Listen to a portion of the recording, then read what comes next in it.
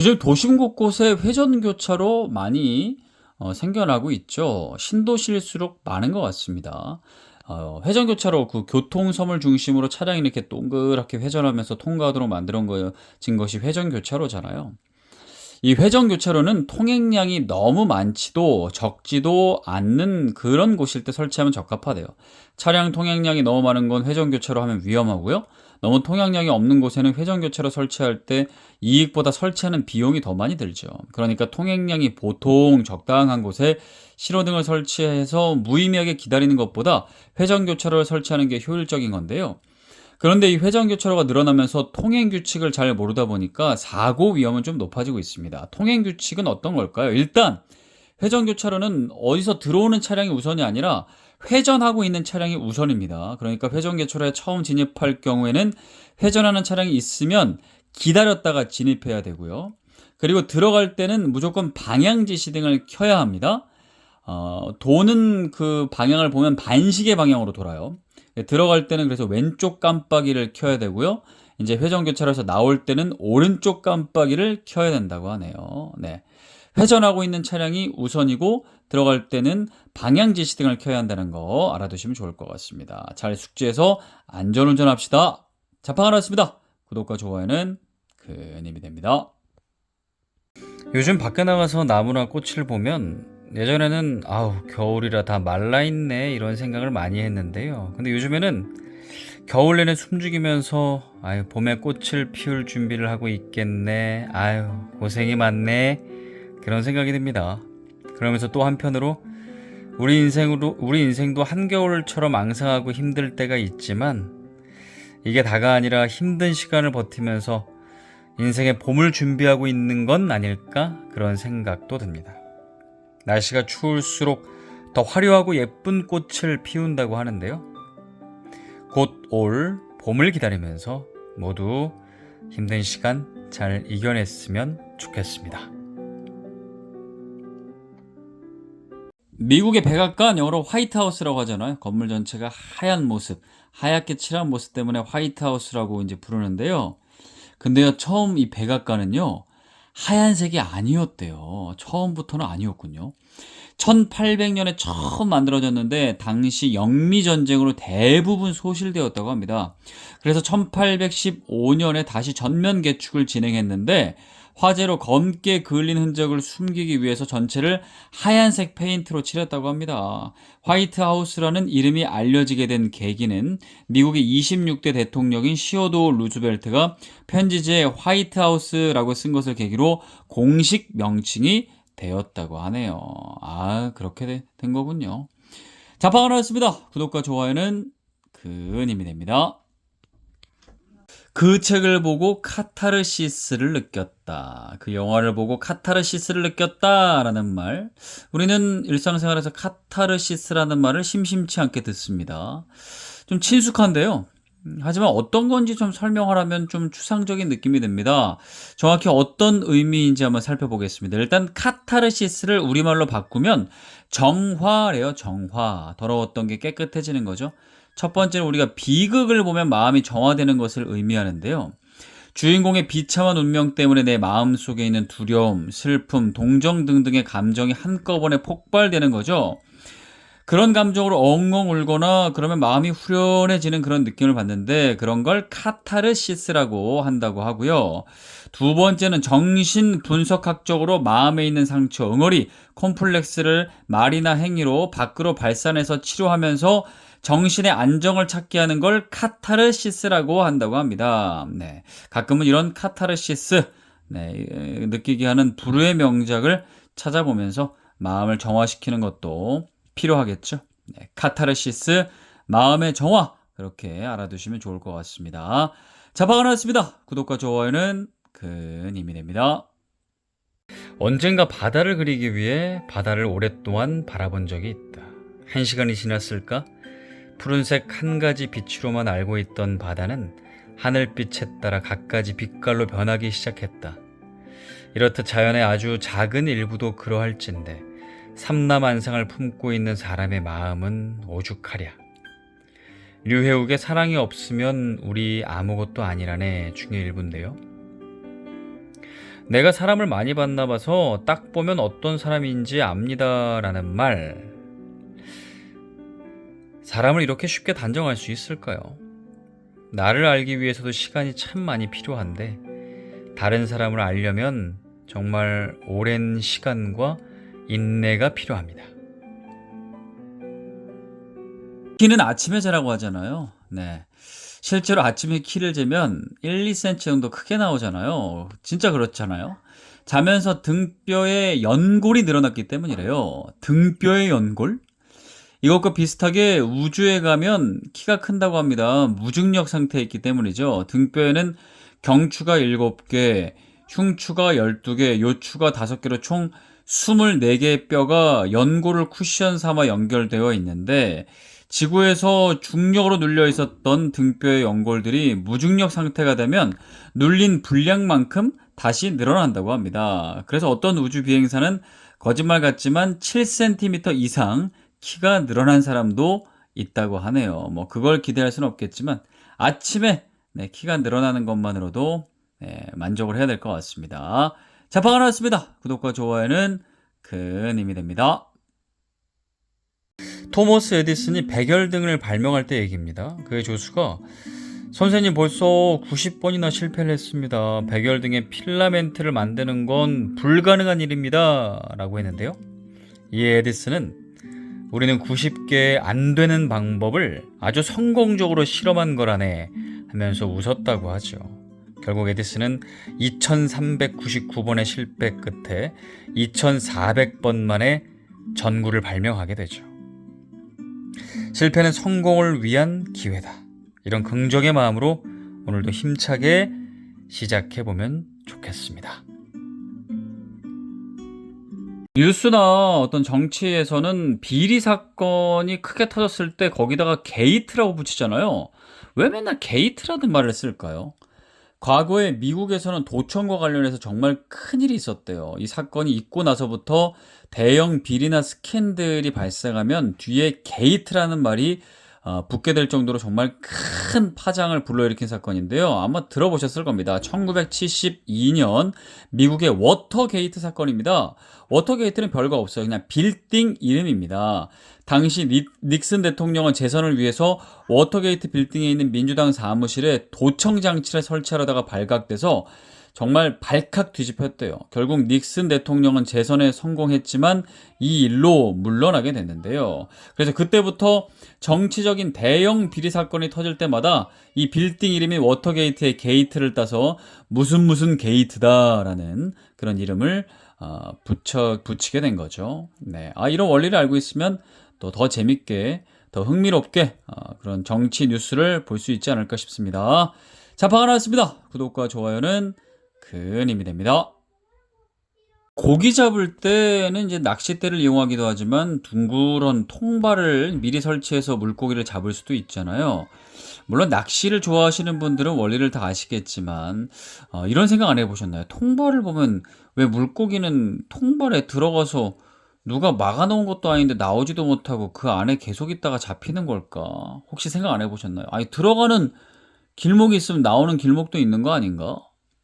통발의 원리를 살펴보겠습니다. 통발은 입구는 넓지만 안으로 들어갈수록 좁아지는 깔때기 구조래요. 그래서 입구는 넓어서 물고기가 통발 안에 쉽게 들어가지만 나갈 수 있는 출구는 좁대요. 그러니까 출구를 찾기가 어려워서 제대로 빠져나가지 못하는 거라고 합니다. 여기에 물고기를 유인할 수 있도록 안에다가 떡밥까지 넣어두니까 물고기가 더더욱 빠져나가지 못하고 갇히게 되는 거라고 하네요. 그리고 참고로 물살이 센 곳보다는 물살이 약한 곳에 통발을 설치하는 게 좋다는데요. 물살이 센 곳은 물고기가 헤엄치느라 정신이 팔려서 통발에 잘 안 들어가기 때문이라고 하네요. 네, 통발에 대해서 알아봤습니다. 자, 방금 나왔습니다. 구독과 좋아요는 큰 힘이 됩니다. 가끔 농담을 잘못해서 분위기가 싸해질 때가 있죠. 근데 농담을 한다는 건 그 안에 행복이 있다는 거래요. 좋은 기분이 유희용막을 자극하기 때문이라는데요. 그러니까 주변에서 농담으로 분위기를 혹시나 다운시키는 사람이 있더라도 너무 뭐라 하지 않으셨으면 합니다. 그의 삶이 괜찮다는 신호라고 합니다.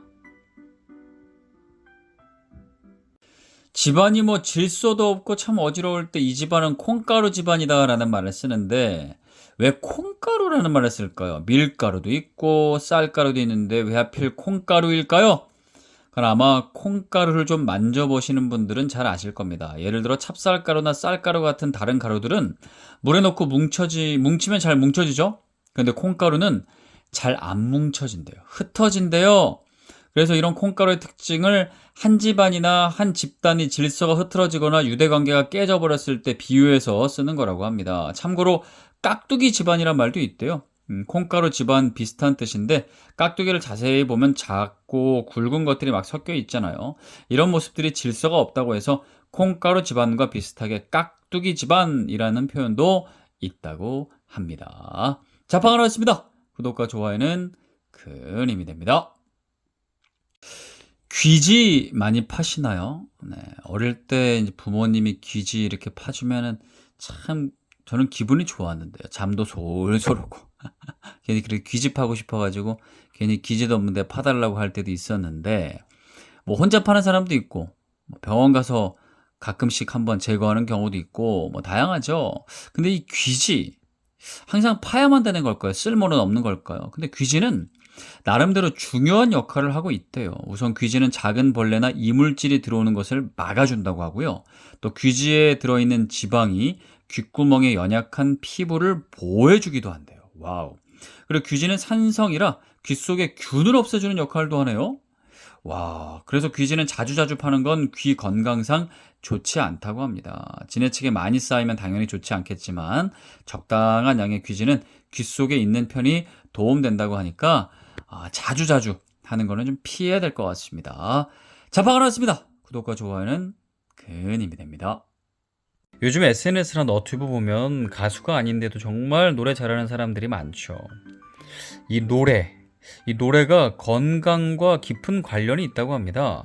독일 프랑크푸르트 대학에서 연구를 했는데요. 정기적으로 노래를 부르면 산소 흡입량이 늘어나고 순환기에도 자극을 줘서 신체 균형이 잡히고요. 또 표현력이 향상돼 창의력도 발휘되고 심지어는 신체에 노화를 늦추는 효과도 있다고 밝혔는데요. 이 정도면 노래를 안 좋아해도 건강을 위해 불러야 할 것 같습니다. 근육에 통증이 생기면 파스를 붙일 때가 있죠. 근데 이 파스 이렇게 붙인 거 보면 저게 무슨 큰 도움이 되나? 뭐 그런 생각 안 해보셨나요? 대체 어떤 원리로 뭘 치료를 한다는 걸까요? 일단 파스에는 소염과 진통 효과가 있는 약물이 들어있대요. 그걸 피부에 붙이면 실제로 그 약물이 피부 속으로 삼투압 현상으로 들어간다고 합니다. 그 약물이 피부 속으로 들어가는군요. 파스에는 살리, 실산, 메틸 등 여러 성분이 있는데 이런 성분들이 신경 말단에 작용해서 감각을 둔화시키거나 혈액순환을 촉진시켜 준다고 합니다. 그러니까 파스는 정확히 말하면 치료를 해주는 게 아니라 근육의 통증을 가라앉히는 역할이래요. 치료가 아니라 근육의 통증을 가라앉힌다. 왜 그렇게 하냐면 보통 근육의 통증이 이제 발생하면 근육을 잘 안 쓰게 되죠. 그러면은 이제 근육이 느리게 이완돼서 회복이 더디돼요. 근데 근육의 통증을 파스를 붙임으로써 줄여주면 근육을 계속 사용할 수 있게 해서 회복을 빠르게 도와주는 역할이라고 하네요. 그런 원리군요. 네, 알겠습니다. 자판을 하겠습니다. 구독과 좋아요는 큰 힘이 됩니다. 둘 사이 간격이 있다고 서운하게 생각지 말라. 나무와 나무 사이 간격이 나무를 자라게 하듯이 사람과 사람 사이 간격이 사랑하는 마음을 키운다. 간격은 무엇이든 흐르게 하는 통로다. 바람이 흐르고 햇살이 흐르고 물이 흐르고 정이 흐르고 이야기가 흘러간다. 둘 사이 흐르는 것이 없으면 아무것도 잘하지 못한다. 방우달의 풍선 플러스 중의 일부인데요. 인간관계를 잘 유지하는 지혜 중에 하나가 거리 유지입니다. 간격이 있으면 관계를 더 단단하게 해줄 겁니다. 말을 하고 글을 쓰다 보면 뜻이 비슷한 단어들이지만 맥락과 문장마다 좀 구분해야 써야 할 때가 있습니다. 그 중에 하나가 나라와 국가라는 말입니다. 나라와 국가 어떤 차이점이 있을까요? 국어 사전을 찾아보면 뭐 거의 똑같습니다. 구분하기가 어려운데요. 근데 실제로 쓸 때는 약간 차이가 있습니다. 알아두면 좋겠죠? 물론 구별 없이 사용해도 될 때가 많습니다. 나라에서 세금을 거두다, 국가에서 세금을 거두다 어색하지 않습니다. 그런데요, 국가를 잃은 슬픔, 가깝고도 먼 국가 어떤가요? 살짝쿵 어색한데요. 일단 나라와 국가의 가장 큰 차이는 이거래요. 나라는 실제 땅을 의미하고 국가는 추상적이라고 합니다. 그래서 실제 땅을 의미할 때는 나라를 써야 된대요. 나라 잃은 슬픔, 가깝고도 먼 나라. 나라는 실제 땅의 의미와 더불어서 감성적인 느낌도 좀 가지고 있다고 하네요. 그런데 국가는 추상적인 개념이래요. 그래서 민주국가, 법치국가 자연스럽죠. 근데 민주나라, 법치나라 어색하잖아요. 나라는 실제 땅을 의미하고 감성적인 느낌, 국가는 추상적인 거 외워두시면 좋을 것 같습니다. 자, 반갑습니다. 구독과 좋아요는 큰 힘이 됩니다. 우리가 말을 하고 글을 쓸 때 추억이란 단어, 기억이란 단어 참 많이 씁니다. 근데 언제 추억을 써야 될지 또 언제 기억을 써야 될지 대충은 이제 구분은 하지만 정확히 차이를 말하라고 하면 좀 헷갈리기도 하죠. 국어 사전을 읽어봐도 비슷한 뜻으로 나와 있는데요. 어떻게 구분할 수 있는지 좀 찾아봤습니다. 제가 말씀을 드릴게요. 일단 추억과 기억은 어떤 일을 되살려 생각한다는 점에서는 비슷하지만 기억은 과거와 현재 모두 쓸 수 있고요. 추억은 과거에만 쓸 수 있대요. 예를 들어 옛일을 기억하다, 옛일을 추억하다 둘 다 가능하죠. 근데 현재형인 지금 내가 한 말 기억해 두세요. 현재로는 가능하지만 지금 내가 한 말 추억해 두세요. 라는 말 영 어색하죠? 안 맞죠? 그리고 기억은 과거의 일을 단순히 떠올리는 것이라면 추억은 과거의 사건을 감성적으로 음미하는 거래요. 추억에는 그리움의 정서가 있죠. 그래서 끔찍한 기억이란 말은 가능하지만 끔찍한 추억 어색합니다. 하지만 부정적인 표현이더라도 추억에는 그리움의 정서가 있기 때문에 슬픈 추억이라는 표현은 또 가능한 거죠. 네, 기억과 추억의 차이. 추억은 과거에만 쓸 수 있고 기억은 과거 현재. 추억은 좀 감성적인 그리움의 정서가 있다는 거 알아두시면 기억해 두시면 좋겠습니다. 자, 반갑습니다. 구독과 좋아요는 큰 힘이 됩니다. 쓸모없는 부정적인 생각의 그물에 다시 걸려들 때는 한 발 물러서 이런 상태를 가만히 지켜본다. 그러면 제 아무리 끈적끈적하게 들러붙어 있는 생각이라도 곧 떨어져 나가고 만다. 가이핀리의 내려놓고 행복하라 중에 일부인데요. 부정의 생각에서 한참 허우적거릴 땐 내가 그런 상태인지조차도 모르지만 그걸 깨닫고 나면 얼른 1인칭 시점에서 3인칭 관찰자 시점으로 바꿔야 합니다. 그러면 곧 벗어날 수 있습니다. 날씨가 조금씩 따뜻해지기 시작하면서 이제 좀 나가볼까? 어디 갈 때 좋은 데 없나? 이런 생각들 자연스럽게 하는 시기가 됐는데요. 야외에 있는 시간이 많아지게 되면 당연히 선크림을 또 신경 써줘야 되죠. 내 소중한 피부를 위해서. 이 선크림 사용법 많이들 알고 계시겠지만 한번 제가 다시 정리해 드릴까 합니다. 미국 피부과학 회지에 실린 연구를 보면 대부분의 사람들은 권장량의 약 4분의 1 정도만 선크림을 사용한대요. 그래서 한 500원 정도의 양을 발라줘야 제대로 된 기능을 할 수 있다고 합니다. 그러니까 내가 쓰는 양보다 조금 더 써야겠다 이런 생각을 좀 하면 좋고요. 그리고 한 번 발랐다고 끝이 아니라고 합니다. 효과를 느끼려면 일정 시간마다 좀 지워진 것 같다 하면 덧바르는 것이 필요하다고 하고요. 역시 중요한 건 선크림 지우는 거죠. 제대로 안 씻으면 여드름 생길 수 있대요. 세안을 꼼꼼히 해주시고 보통 선크림은 개봉 후 1년 이내에 사용하는 것이 좋으니까 작년에 선크림 썼다가 남은 게 있으면 좀 버리기 아깝긴 하더라도 피부 트러블 나오는 것보다 낫잖아요. 피부 트러블이 발생할 수 있으니까 과감하게 교체가 좀 필요할 것 같습니다. 자, 반갑습니다. 구독과 좋아요는 큰 힘이 됩니다. 존 듀이는 교육의 가능성을 의존성이라고 표현했다. 우리가 흔히 의존이라고 하면 누군가에게 기대기만 한다는 부정적인 인식이 있다. 그러나 남을 도와줄 수 있고 도움을 요청할 줄도 알아야 배울 수 있고 관계를 맺을 수도 있다. 그런데 지금 아이들은 이 두 가지 다 하지 못한다. 손호정의 배움의 공동체 중에 일부인데요. 한 사람이 살아가기 위해 혼자서 모든 걸 다 할 수 없다라는 걸 동의한다면 우리는 교육에 있어서 도와주는 방법과 도움을 요청하는 방법을 동시에 가르쳐야 할 겁니다. 특히 도움을 잘 요청하는 방법을 익히는데 더 관심을 가져야 합니다.